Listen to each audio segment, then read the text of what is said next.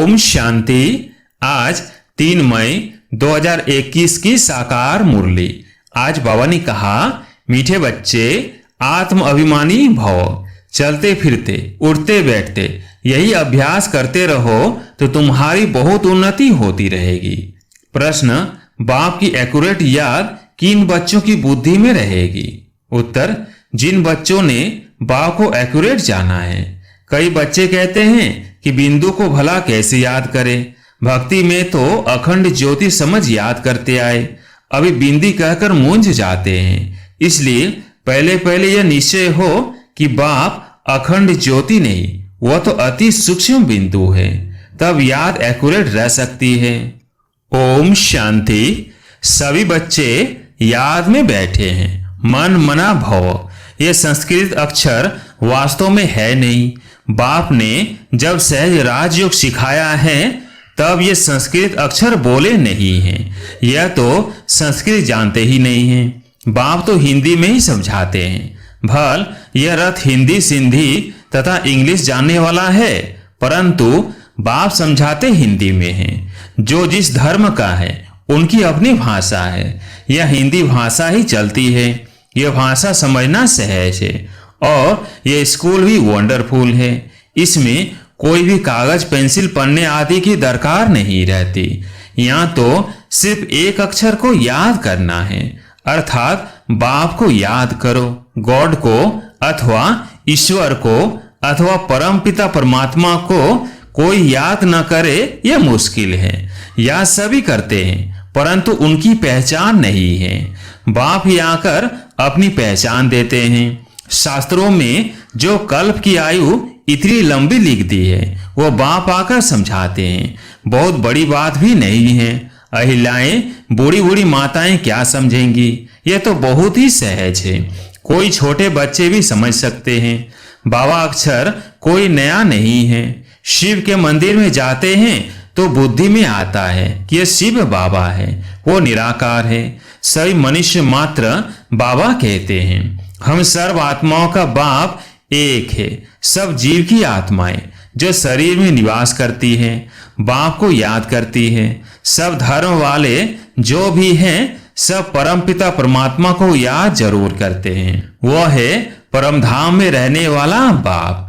हम भी वहां के रहने वाले हैं, तो अब सिर्फ बाप को याद करना है। चाहते भी हैं हम पावन बने, बुलाते भी हैं, हे पतितों को पावन करने वाले आओ। नई दुनिया पावन थी, अब फिर पुरानी हुई है। इनको कोई नया नहीं कहेंगे।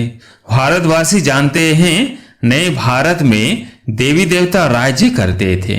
जब नया भारत था तो उसके आगे क्या था? संगम। इससे भी सहज कहना चाहिए, नए के आगे पुराना था। संगम को मनुष्य इतना सहज समझ नहीं सकते। न्यू वर्ल्ड ओल्ड वर्ल्ड, इसके बीच को फिर संगम कहते हैं। बाप के लिए कहते हैं, हे पतित पावन आओ, आकर हमको पावन बनाओ। हम पतित बन गए हैं। नई दुनिया में कोई पुकारेंगे नहीं। अभी तुम्हारे में आ गया है कि यह भारत पावन था। हे पतित पावन आओ, ये तो बहुत समय से बुलाते आए हैं। उनको यह पता नहीं कि पतित दुनिया कब पूरी होगी। कहते हैं शास्त्रों में ऐसे लिखा हुआ है कि अभी 40,000 वर्ष और कलयुग दुनिया चलेगी। बिल्कुल ही घोर अंधियारे में है। अभी तुम रोशनी में हो। बाप ने तुमको अब रोशनी में लाया है। यह 5,000 वर्ष में सृष्टि का चक्र पूरा होता है। कल की बात है, तुम राज्य करते थे। बरोबर इन लक्ष्मी नारायण का राज्य था, स्वर्ग था। पावन दुनिया में कोई उपद्रव आदि हो नहीं सकता। उपद्रव होता ही है रावण राज्य में। यहाँ तुमको बाप समझाते हैं, तुम सम्मुख कानों से सुनते हो। कौन सुनते हैं? आत्मा आत्मा को। बड़ी खुशी होती है। हमको बाप फिर से आकर मिला है। बाप से बरसा लिया था, अब बाप कहते हैं मुझे याद करो। इसमें कोई लिखने पढ़ने की बात नहीं। जब कोई आते हैं तो पूछा जाता है आपका कैसे आना हुआ, तो कहेंगे यहाँ के महात्मा से मिलने। क्यों? तुमको क्या चाहिए बताओ? कोई भिक्षा चाहिए? सन्यासी हो तो रोटी टुकड़ा चाहिए। सन्यासी किसके पास जाते हैं वो रास्ते में मिलते हैं तो रिलीजियस मनुष्य समझते हैं या फिर भी पवित्र मनुष्य हैं। इनको भोजन खिलाना अच्छा है। अभी तो पवित्रता भी नहीं रही है, बिल्कुल ही तमो प्रधान दुनिया है। इसमें बड़ी गंदगी है। मनुष्य कितना हैरान होते हैं। यहाँ तो हैरान होने की कोई बात नहीं। बाप कहते हैं लिखने करने की भी बात नहीं है। यह पॉइंट्स आदि भी लिखते हैं धारणा करने के लिए। जैसे डॉक्टर लोगों के पास भी कितनी दवाइयाँ होती है, इतनी सब दवाइयाँ याद रहती है। बैरिस्टर की बुद्धि में कितनी लॉ की बातें याद रहती है। तुमको याद क्या करना है? एक बात, सो भी बड़ी सहज है। तुम कहते हो एक शिव बाबा को याद करो। वो कहते हैं शिव बाबा कैसे आएंगे? यह भी तुम्हारे सिवाय और किसको पता नहीं है। ईश्वर कहाँ है? वो तो कहेंगे नाम रूप से न्यारा है, या फिर कह देते हैं सर्वव्यापी है। रात दिन का फर्क हो जाता है। दोनों अक्षर में नाम रूप से न्यारी तो कोई चीज है नहीं। फिर कह देते कुत्ते बिल्ली सब में परमात्मा है। दोनों एक दो की ऑपोजिट बातें हो गई। तो बाप अपना परिचय दे कहते हैं मुझ बाप को याद करो। गाया भी जाता है सहज राजयोग। बाबा कहते हैं योग का अक्षर निकाल दो, याद करो। जैसे छोटा बच्चा माँ बाप को देखने से ही झट गले लग जाता है। पहले सोच करेगा क्या कि हमारे माँ बाप हैं? नहीं, इसमें सोच करने की बात ही नहीं। तुम्हें भी सिर्फ शिव बाबा को याद करना है। भक्ति मार्ग में भी तुम शिव पर फूल चढ़ाते आए हो। सोमनाथ का मंदिर कितना भारी बनाया हुआ है, जो बाद में मोहम्मद गजनबी ने आकर लूटा था। सोमनाथ का मंदिर भारत में नामी ग्रामी है। सबसे पहले तो शिव की पूजा होनी चाहिए। बच्चों को ये सब नॉलेज अभी बुद्धि में आई है। बल पूजा आदि करते आए हो, परंतु तुमको यह पता ही नहीं था कि जड़ चित्र है। जरूर चैतन्य में आया होगा, तब तो वर्ष वर्ष शिव जयंती भी मनाते हैं। यह भी कहते हैं शिव परमात्मा निराकार है। आत्मा जानती है हम भी निराकार है। अभी तुम आत्म अभिमानी हो, बहुत सहज है, वो तो हमारा है। ज्ञान का सागर, सुख का सागर, पतित पावन है, उनकी बहुत महिमा है। ब्रह्मा विष्णु शंकर की इतनी महिमा नहीं है, एक की ही महिमा गाते हैं। अब तुम बच्चे जानते हो बाबा आकर हमको वर्षा दे रहे हैं। जैसे लौकिक बाप बच्चों का लालन पालन करते हैं, पढ़ाते नहीं हैं। पढ़ाई के लिए स्कूल में जाते हैं, फिर वानप्रस्थ में गुरु किया जाता है। आजकल तो छोटे बड़े सबको गुरु करा देते हैं। यहाँ तो तुम बच्चों को कहा जाता है शिव बाबा को याद करो। सबका हक है, सब मेरे बच्चे हैं। तुम्हारे में भी कोई है जो अच्छी रीति याद करते हैं। कई तो कहते हैं बाबा किसको याद करें, बिंदी को कैसे याद करें? बड़ी चीज को याद किया जाता है। अच्छा, परमात्मा जिसको तुम याद करते हो वो चीज क्या है? तो कह देते अखंड ज्योति स्वरूप है, परंतु ऐसे नहीं है। अखंड ज्योति को याद करना रॉन्ग हो जाता है। या तो एक्यूरेट चाहिए, पहले एक्यूरेट जानना चाहिए। बाप आकर अपना परिचय देते हैं और फिर बच्चों को सारे सृष्टि के आदि मध्य अंत का समाचार भी सुनाते हैं, डिटेल में भी तो नटसेल में भी। अब बाप कहते हैं बच्चे तुमको पावन बनना है, तो उसके लिए एक ही उपाय है, मुझे याद करो। मुझे कहते ही हो पतित पावन, आत्मा को पावन बनाना है। आत्मा ही कहती है हम पतित बन गए हैं, हम पावन थे अब पतित हैं। शब तमो प्रधान है। हर एक चीज पहले सतो प्रधान फिर तमो प्रधान होती है। आत्मा खुद कहती है मैं पतित बनी हूं, मुझे पावन बनाओ। शांति धाम में पतित होते नहीं। यहाँ पतित है तो दुखी हैं, जब पावन थे तो सुखी थे। तो आत्मा ही कहती है हमको पावन बनाओ तो हम दुख से छूट जाएं। तुम समझते हो आत्मा ही सब कुछ करती है। आत्मा ही जज बैरिस्टर आदि बनती है। आत्मा ही कहती है मैं राजा हूं, मैं फलाना हूं। अब यह शरीर छोड़ दूसरा लेना है। इसको कहा जाता है आत्मा अभिमानी। देह होते आत्मा अभिमानी। रावण के राज्य में दे अभिमानी होते हैं। आत्म अभिमानी अभी ही बाप बनाते हैं। इस समय आत्मा पति दुखी है तो पुकारती है, हे बाबा आओ। यह भी तुम जानते हो, ड्रामा प्लेन अनुसार पति से पावन, पावन से पतित बनते आए हैं। चक्र फिरता ही रहता है। अभी तुम्हारी बुद्धि में बैठा है हमारे 84 जन्म कैसे हुए हैं। अभी यह बात भूलो मत। 100 दर्शन चक्रधारी हो रहो। उठते बैठते चलते फिरते बुद्धि में हमको सारी नॉलेज है। तुम समझते हो बेहद के बाप से हम बेहद का वर्षा ले रहे हैं। बाप बच्चों को समझाते हैं कि तुमको एक को ही याद करना है। बाप को याद करना, रोटी टुकड़ा खाना है बस। मीठे मीठे सिकिल्दे बच्चों को बाप घड़ी घड़ी कहते हैं, बच्चे पेट के लिए सिर्फ रोटी टुकड़ा खाना है।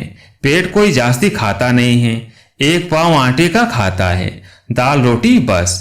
10 रुपए में भी मनुष्य पेट भरता है तो 10,000 में भी पेट पालते हैं। गरीब लोग खाते भी क्या है, फिर भी हट्टे कट्टे रहते हैं। भिन्न भिन्न चीजें मनुष्य खाते हैं तो और ही बीमार पड़ जाते हैं। डॉक्टर लोग भी कहते हैं एक प्रकार का खाना खाओ तो बीमार नहीं होंगे। तो बाप भी समझाते हैं रोटी टुकड़ खाओ, जो मिले उसमें खुश रहो। दाल रोटी जैसी और कोई चीज होती नहीं। जास्ती लालच भी नहीं रहनी चाहिए। सन्यासी लोग क्या करते हैं, घर बार छोड़ जंगल में चले जाते हैं। तत्व को परमात्मा समझ याद करते हैं, समझते हैं ब्रह्म में लीन हो जाएंगे, परंतु ऐसे तो है नहीं। आत्मा तो अमर है, लीन होने की बात नहीं है। बाकी आत्मा पवित्र अपवित्र बनती है। तुमको कितना अच्छा ज्ञान मिला है, तुम भी प्रारब्ध भोगते हो, फिर यह ज्ञान भूल जाता है, फिर सीढ़ी उतरनी होती है। अब तुम्हारी बुद्धि में सारा ज्ञान बैठा हुआ है। हम 84 जन्म कैसे भोगते हैं, यह पाठ कभी भी कोई का बंद नहीं होता है। यह बना बनाया ड्रामा है जो फिरता ही रहता है। यह कह नहीं सकते कि भगवान ने कब कैसे कहां बेड बनाया, नहीं, यह तो चला ही आता है। वर्ल्ड की हिस्ट्री ज्योग्राफी रिपीट होती ही रहती है। इन बातों को कोई समझते ही नहीं है। तुम जानते हो हम ड्रामा प्लेन अनुसार आए हैं, अब फिर से ड्रामा अनुसार राज्य ले रहे हैं। यह बातें और कोई समझ नहीं सकते। पूछा जाता है ड्रामा सर्वशक्तिमान है वह ईश्वर, तो कहते हैं ईश्वर सर्वशक्तिमान है। समझते हैं वो सब कुछ कर सकते हैं। बाप कहते हैं मैं भी ड्रामा के बंधन में बांधा हुआ हूं। पतितों को पावन बनाने मुझे आना पड़ता है। तुम सतयुग में सुखी बन जाते हो, मैं भी जाकर विश्रामी होता हूं परम धाम में। तुम सिर कुले चढ़ जाते हो, तुम्हारी शेर पर सवारी है। तुम जानते हो सेकंड बाय सेकंड जो भी चलता है वो ड्रामा की नोंद है। तुम बच्चों को कितनी अच्छी नॉलेज है। अब से बाप और वर्षे को याद करो, बस कागज पेंसिल आदि की कोई दरकार नहीं है। ब्रह्मा बाबा भी पढ़ते हैं, यह तो कुछ रखते ही नहीं है। सिर्फ बाप को याद करना है तो वर्षा मिलेगा। कितना सहज है। याद से तुम एवर हेल्दी बनेंगे। यह धारणा की बात लिखने से क्या फायदा होगा, यह तो सब विनाश हो जाएगा। परंतु कोई याद रखने के लिए लिखते हैं। जैसे कोई बात याद करनी होती है तो गांठ बांध देते हैं। तुम भी गांठ बांध लो। शिव बाबा और वर्षे को याद करना है, यह तो बहुत सहज है। योग अर्थात याद। कहते हैं बाबा याद नहीं ठहरती, योग में कैसे बैठे।